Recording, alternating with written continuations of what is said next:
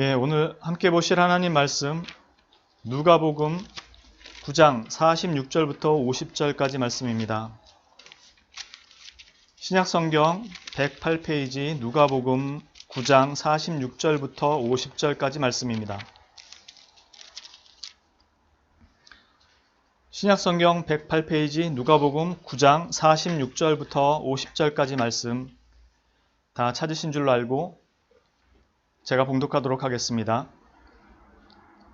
제자 중에서 누가 크냐 하는 변론이 일어나니 예수께서 그 마음에 변론하는 것을 아시고 어린아이 하나를 데려다가 자기 곁에 세우시고 그들에게 이르시되 누구든지 내 이름으로 이런 어린아이를 영접하면 곧 나를 영접함이요 또 누구든지 나를 영접하면 곧 나를 보내신 이를 영접함이라. 너희 모든 사람 중에 가장 작은 그가 큰 자니라. 요한이 여짜오되 주여 어떤 사람이 주의 이름으로 귀신을 내쫓는 것을 우리가 보고 우리와 함께 따르지 아니하므로 금하였나이다. 예수께서 이르시되 금하지 말라. 너희를 반대하지 않는 자는 너희를 위하는 자니라 하시니라. 아멘.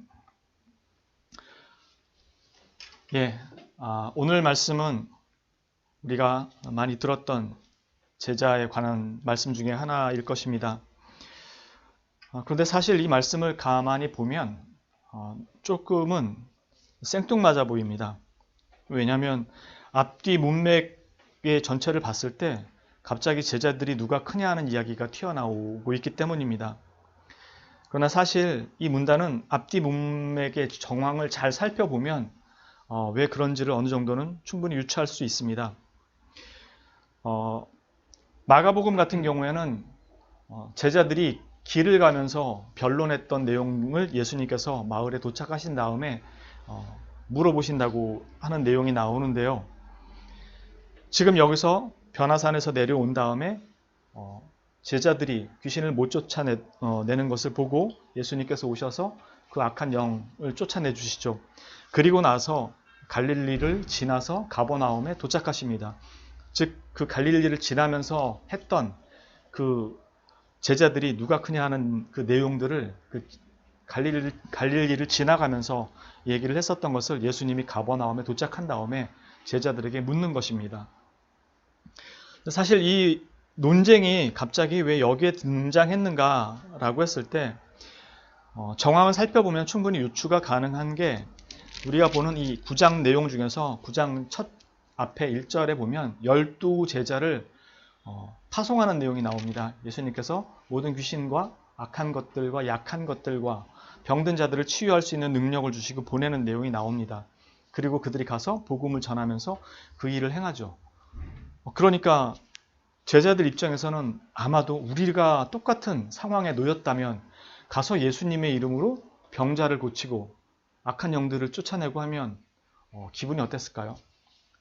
그들 제자들은 아마 희열을 느꼈을 겁니다. 예수님과 함께하면서 이런 능력을 행한다는 것 자체가 어떤 면에서는 대단히 즐거울 수도 있었을 것이고요. 그리고 이 제자들은 나중에 그 뒤에 가서 예수님으로부터 오병이어의 기적을 보게 됩니다. 전에도 말씀드린 것처럼 50명, 100명씩 무리를 지어 앉은 그룹이 10,000명이라면 100그룹이 되어야 하는 거고 남자만 5,000명이었으니까 이 의미는 아이들과 여자가 빠졌고 어른, 노인들도 빠졌다는 얘기이기 때문에 실제로는 훨씬 더 많이 됐을 거예요. 그러니까 성인만, 남자만 5,000명이라는 소리는 못해도 10,000명, 15,000명, 어쩌면 더 많이 있었을 수도 있고요. 그러니까 100명씩 앉아도 100그룹 이상이 있어야 되고요. 50명씩 앉았다면 200그룹이 있어야 되는 거고요. 최소한. 그 사람들이 앉으려면 어마어마한 공간이 필요한 거죠. 그러니 제자들이 예수님의 손에서 떡을 매번 받아서 그 사람들에게 나눠주려면 정말 많이 뛰어다녀야 했을 것이고 그 멀리 떨어져 있는 사람들은 그 떡이 어디서 나오는지도 다 알 수 없었던 거죠. 그러나 예수님의 제자들은 능력을 예전에도 행했었고 귀신도 쫓아내고 한 것처럼 또 예수님의 손에서 이런 것들을 경험하면서 특별한 것들을 경험하게 되죠. 그리고 이어서 변화산에 예수님께서 3명의 제자만을 데리고 올라가서 이 제자들은 특별한 체험을 하게 됩니다. 예수님의 영광을 보게 되죠. 반면에 이 변화산에서 내려왔을 때 밑에 있던 9명의 제자는 악한 영을 쫓아내지 못해서 쩔쩔매는 모습을 볼 수 있습니다. 예수님께 예수님께서 변화산에 올라갈 때 3명의 제자만 데리고 올라갔다. 그리고 9명의 제자가 악한 영을 쫓아내지 못하고 쩔쩔매고 있다. 이런 면에서 봤을 때 예수님께서 조금 더 인정해주는 제자가 있었을까? 아마도 제자들 사이에서는 그런 생각을 가졌을 수도 있을 것입니다. 왜냐하면 변화산에 예수님이 3명만 데리고 올라가셨고 또 밑에 있는 제자들은 못 쫓아냈어요. 그러니까 3명의 제자가 내려왔을 때 어떤 생각을 했을까? 아마 좀 다른 생각을 했을 수도 있을 것입니다. 그걸 왜 못 쫓아내? 라든가 어쨌든 이 변화산의 사건을 제자들이 바로 내려와서 그 자리에서는 얘기하지 않지만 추론해 보건대 지금 귀신 들린 사람을 쫓아낸 다음에 예수님께서 갈릴리를 지나 가버나움으로 갈 때 제자들이 누가 크냐라는 논쟁을 왜 하고 있느냐는 거죠. 그 전까지는 그런 일이 없었는데 지금 변화산 사건, 그리고 3명의 제자만 올라갔던 사건, 그리고 밑에서 9명이 못 쫓아낸 사건, 이런 사건들을 거치면서 지금 갈릴리로 지나갈 때 논쟁을 하더라는 거죠. 이 원문상으로 따지자면 누가 크냐가 아니라 누가 가장 크냐라는 논쟁을 합니다. 제자 중에서 누가 가장 크냐? 지금 아마도 짐작컨대 자신들이 능력 똑같이 받았다고 생각했는데 쫓아내지 못한 사람도 있고 또 누구는 예수님과 함께 3명만 변화산에 올라가고 내려와서 아마 어쩌면 자랑을 했을지도 모르죠. 내지는 예수님이 이러이러하시더라라고 얘기했을지도 모르고요. 그래서 제자들이 가면서 아마도 그런 문제로 인해서 제자들 중에 누가 가장 크냐라는 논쟁이 벌어졌던 게 아닌가 싶습니다. 이렇게 논쟁하는 얘기를 예수님께서 다 들으셨죠. 그리고 나서 예수님께서 그들의 마음속에서 어떤 마음을 품고 있는지 아시고 하나의 비유를 얘기해 주십니다. 그게 48절에 나오는 누구든지 내 이름으로 이런 어린아이를 영접하면 곧 나를 영접함이요. 또 누구든지 나를 영접하면 곧 나를 보내신 이를 영접함이라. 너희 모든 사람 중에 가장 작은 그가 큰 자니라 라고 말씀합니다. 이건 어떤 의미인지 쉽게 추론해 볼 수 있습니다. 우리가 일반적인 이 제자가 아니더라도 우리 일상의 삶에서 이거는 너무나도 쉽게 볼 수 있습니다. 사람들이 높은 자리에 올라갈수록 사람들을 상대하는 게 달라집니다. 지금은 많이 바뀌었지만 무조건 다 그렇다는 건 아닌데 제가 예전에 교회에서 사역을 할 때 교회에 우물이 있어서 이 우물건으로 지금은 갑자기 그 부서 이름이 기억이 안 나네요. 하여튼 우물을 담당하는 그 구청에 담당하는 과가 있었어요. 그래서 그분 담당자를 만나려고 전화를 하고 만나러 갔어요.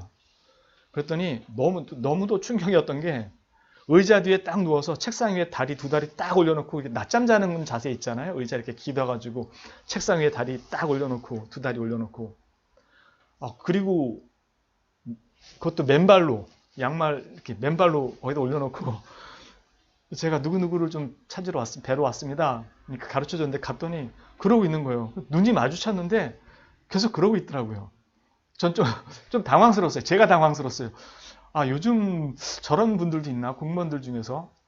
어쨌든 그래서 나중에 다리를 내리고 얘기는 했지만 옛날엔 더 심했죠. 공무원이면 그런 것이 있다. 지금 저는 공무원을 욕하려고 하는 게 아니라 사람들이 어떤 위치에 서게 되면 좀 그렇게 변하잖아요. 예를 들어서 삼성이나 대우처럼 특정 기업을 거론해서 그 기업을 나쁘게 말하는 건 아니지만 큰 대기업이 중소기업을 상대할 때 중소기업 사장이 가도 대기업 사장을 만날 수는 없어요. 잘해야지 밑에 과장? 어쩌면 그 밑에 대리급에서 이야기가 끝날 때도 있어요. 즉 높은 직책에 있을수록 대하고 만나는 사람들의 위치가 달라지죠. 우리가 학교에서도 많이 보고 일상생활에서도 많이 봅니다. 이렇게 완장 하나 채워주면 그게 무슨 벼슬이 돼요. 심지어 모 회사 이름을 거론하지는 않겠지만 인터넷에 유명하게 한때 거론이 됐었어요. 모 회사 직원이 AS 받으러 갔는데 AS 하는 직원이 되게 고자세를 취해서 그 자리에서 태블릿을 박살내고 왔다는 그 내용이 인터넷에 올라와서 되게 시끄러운 적이 있었는데 내가 그 회사 사장이거나 내가 그 회사의 어떤 높은 위치에 선 사람이 아니죠. 그런데 내가 매장 직원 같은 경우도 특히 그렇죠. 이게 맞는 얘기인지 모르겠지만 저야 뭐 귀금속하고는 관련이 없지만 뭐 구땡 또 뭐 니 땡땡땡 뭐 이런 회사들 뭐 까 땡땡땡땡 회사들 많잖아요. 유명한 그 귀금속 회사들이나 뭐 이렇게 명품 취급하는 회사들. 허름한 옷을 입고 그 매장에 들어가면 사실 잘 관심을 두지 않고 그냥 구경하러 온 사람이라고 생각해서 대하는 게 좀 다르죠. 그러나 좀 있어 보이는 사람이 들어가면 또 대하는 것들이 틀리고요. 그 사람의 위치가 사실은 그 회사의 어떤 그 높은 직책에 있는 사람들이 아님에도 불구하고 마치 자기가 거기에 있는 것처럼 일상에 우리가 많이 경험할 수 있는 얘기죠. 지금 예수님께서 이 어린아이의 이 비유를 얘기하는 것은 어떤 의미에서냐면은 어린아이는 가장 작은 자, 그러니까 아무나 상대할 수 있는 아이였습니다. 그러다 보니까 어린아이로 이 비유를 하신 것은 이 제자들이 상대하는 사람들이 어떠한 위치에 놓여있는 수준의 사람들을 상대하는 것으로 생각을 하는 것입니다. 즉 자신이 누가 가장 크냐라는 것은 내가 누구를 상대하는 사람이 되었는가라는 것에 대한 초점입니다. 쉽게 말해서 예수 그리스도 메시아라는 분하고 같이 다니면서 특권의식이 생겨버린 겁니다. 그래서 그들이 상대하는 사람들이 하찮은 사람들은 상대를 안 해도 되는 것처럼 자신들이 상대해야 되는 사람들이 특정한 레벨에 있는 사람들인 것처럼 생각을 한 것입니다. 그것을 어떻게 알 수 있냐면은 예수님께서 이런 어린아이 하나를 영접하면 곧 나를 영접하는 것이라 라고 말씀하면서 어린아이와 자신을 동일시합니다. 그래서 예수 그리스도가 어린아이와 동일시되면서 자신을 낮은 자로 얘기합니다. 그러면서 어린아이를 영접하면 곧 나를 영접함이요 이렇게 말씀하시고 나를 영접한 것은 내 아버지를 영접한 것이다 라고 하면서 하나님과 자신을 또 동일시합니다. 그럼으로써 예수님 자신이 가장 큰 자가 됩니다. 동시에 예수님을 중심으로 해서 하나님이 어린아이와 같이 가장 낮은 자가 되는 것입니다. 어린아이 하나를 영접하면 곧 나를 영접하는 것이요 나를 영접하는 것은 곧 내 아버지를 영접하는 것이니라를 통해서 하나님이 가장 낮은 작은 자로 동일시되는 것입니다. 이 말은 실제로 어떤 의미를 가지게 되냐면 우리 이 제자들의 문제에 있어서의 핵심은 우리가 흔히 아는 그 겸손이라는 문제가 우리 안에서의 출발이 아니라 하나님의 낮아지심으로부터 출발된다는 것을 가르쳐주는 것입니다. 무슨 뜻이냐면 반대로 얘기하면 우리가 어떻게 하면 하나님을 만날 수 있냐는 것이죠. 우리가 하나님을 만날 수는 없죠. 이 모든 죄인들이. 이것이 가능하게 된 것이 예수 그리스도로 말미암아 된 것이고요. 그러니까 다시 말해서 우리가 하나님을 만난다는 것은 하나님께서 낮아지심으로 오셔서 가능한 것이지 우리가 높아진 것이 아니라는 것이죠. 지금 이 제자들은 예수님, 메시아와 동행하면서 자신들이 그 위치에 갔다고 생각하는 것입니다. 그러니까 예수님께서 제자들에게 이 비유를 어린아이 비유로 갖고 와서 하시는 이유가 어린아이로부터 시작해서 하나님께로 이어지는 거기에 중심에 예수 그리스도가 서 있고 그러므로 말미암아 우리가 하나님을 뵐 수 있게 된 것과 하나님께서 먼저 낮아지심으로 이것이 가능하게 된 것임을 가르쳐 주시는 것이죠. 그래서 지금 이 아이와 예수님과 아버지의 이 비유는 바로 앞에 나오는 변화산 사건과 자신의 죽으심을 같이 이 말 속에서 포함해서 드러내주고 있습니다. 변화산에서 예수님의 자신의 영광을 보이시죠. 자, 가장 큰 자인 하나님의 아들로서의 그 영광을 보이십니다. 반면에 내가 죽고 3일 후에 살아날 것이다 라는 것을 앞에도 말씀하시고 오늘 본문 말씀 바로 앞에도 또 사람에게 내가 넘겨질 것이라는 것을 또 한 번 말씀해 주십니다. 2번씩이나 말씀해 주세요. 즉 변화산의 영광을 통해서 가장 큰 자의 모습을 보이시면서 내가 너희를 위하여 죽으러 왔다는 사실을 통해서 가장 낮은 자의 모습을 동시에 보여주세요. 그래서 제자들에게 지금 그 의미를 말씀하시지만 제자들은 아직 그걸 깨닫지 못합니다. 그러면서 제자들이 이 말씀에 대해서 이해를 하지 못하고 요한이 예수님께 다시 질문을 합니다. 즉 낮은 자가 큰 자라라는 말씀을 듣고 뭔가 알기는 알 것 같은데 정확한 의미를 다 깨닫지 못합니다. 그러면서 무슨 생각으로 하냐면은 요한이 여짜오되라는 것은 요한이 질문을 했다는 뜻이 아니고요. 원래 원문 자체를 보자면 요한이 대답을 한 것입니다. 즉 예수님께서 앞에 하신 말씀을 듣고 요한이 대답을 한 거예요. 뭐라고 대답했냐면은 주여 어떤 사람이 주의 이름으로 귀신을 쫓아내는 것을 우리가 보고 우리와 함께 따르지 않으므로 금했습니다. 춥기를 못하게 저희가 하지 못하도록 했습니다. 왜 금했냐는 것이죠. 이 제자들은 예수님이 제자로 세웠고 능력을 주셨고 그로 말미암아 그 일을 행하게 하셨어요. 근데 이 사람은 예수님께로부터 부름을 받아서 온 적도 없었고 예수님이 능력을 준 적도 없었어요. 근데 귀신을 쫓아낸 거예요.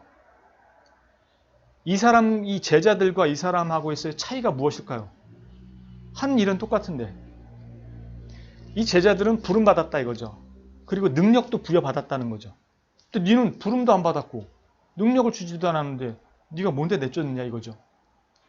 그런데 재밌는 건 바로 앞에 무슨 사건이 거론되냐면 귀신 들린 아이를 제자들은 못 쫓아내요.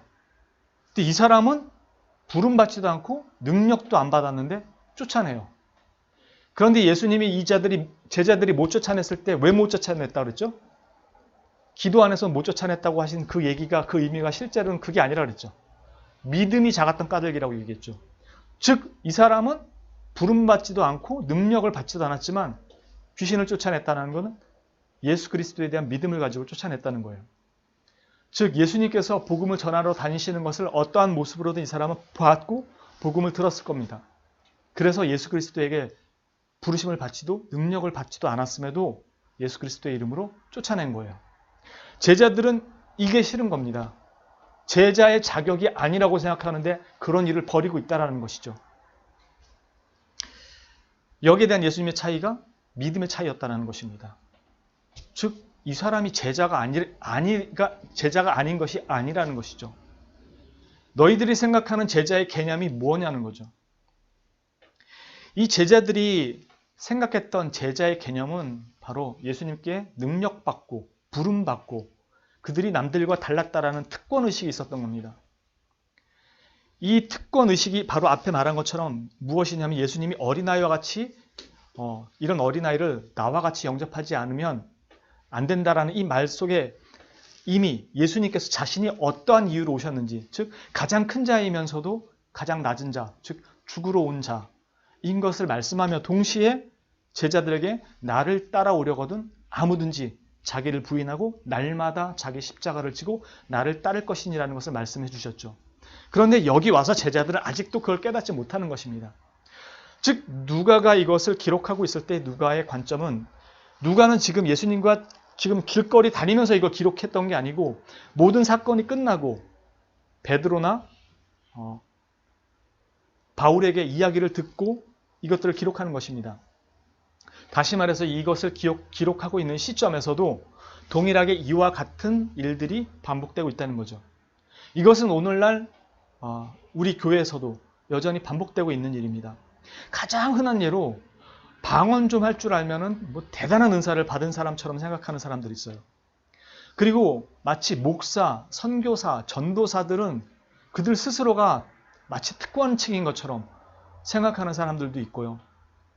또 아니면 자기가 어떠한 특별한 하나님의 일을 하고 있다는 것을 대단히 자기는 특별한 존재, 하나님께 특별히 사랑을 받고 특별히 부름받아서 이 일을 하는 존재인 것처럼 착각하는 사람들이 있습니다.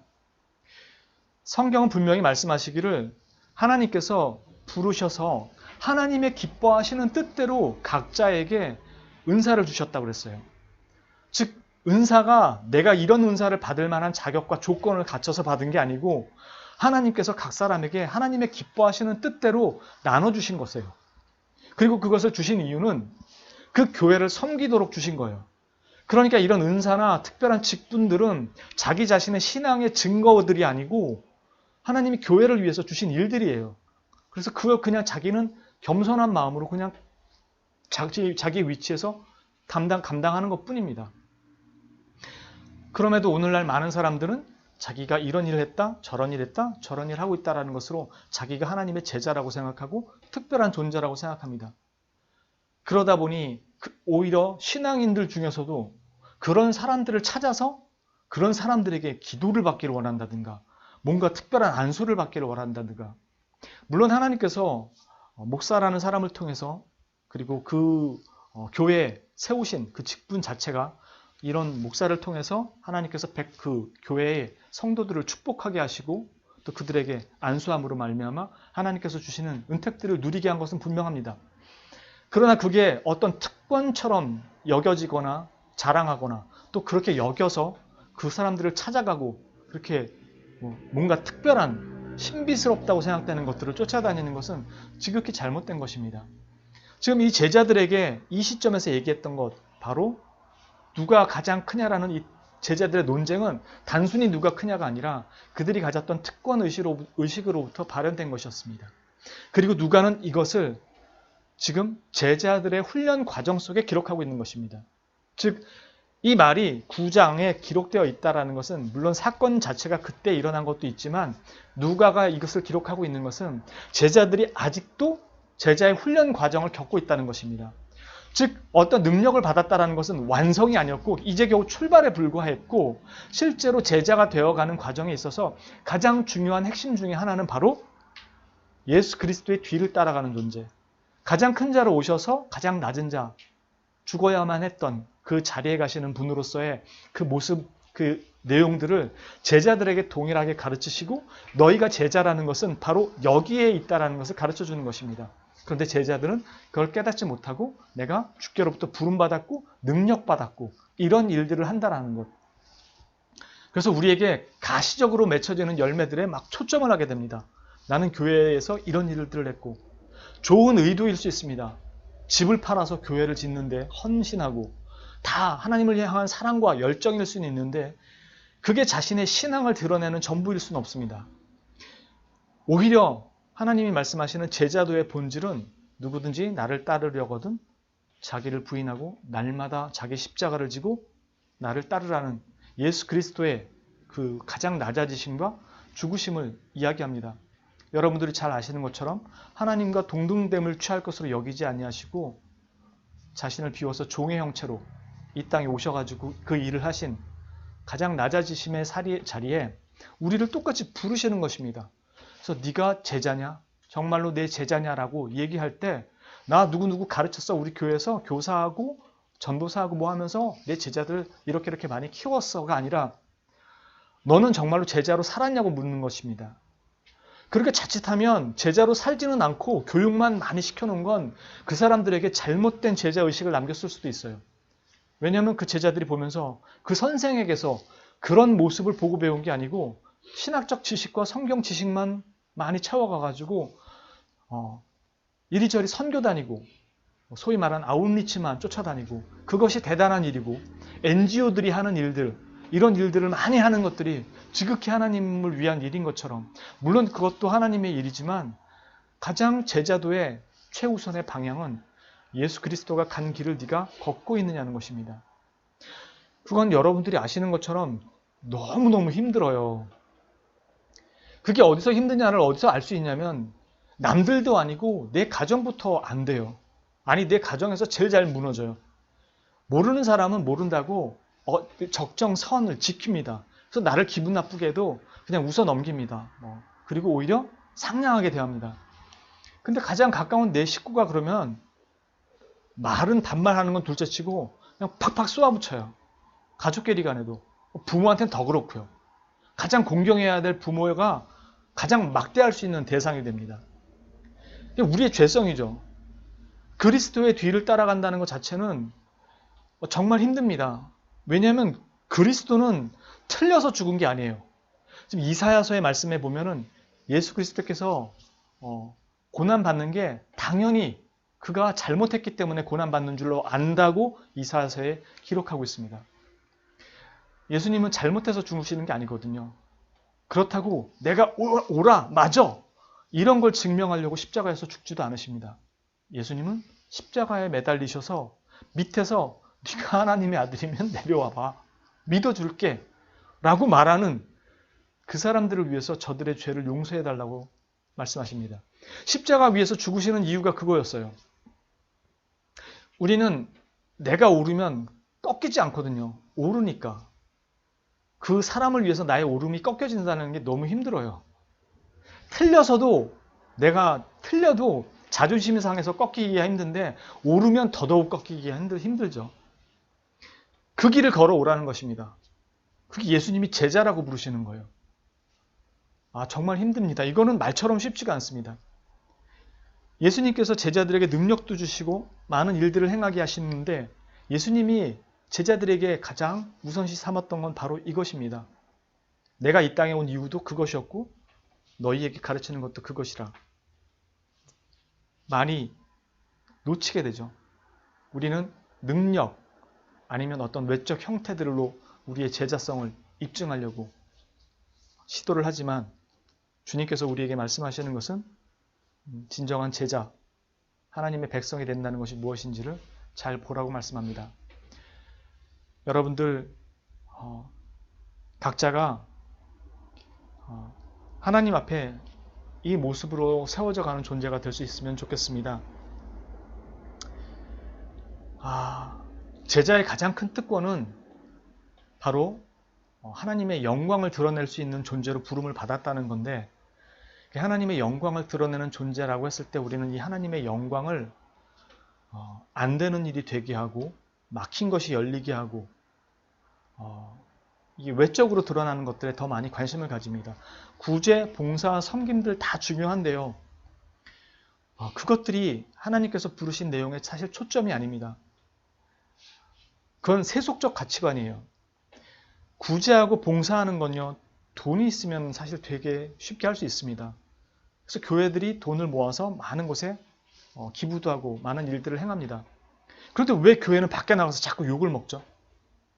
그건 그리스도인으로 살아가는 삶에 아직 익숙하지 않기 때문에 그렇습니다.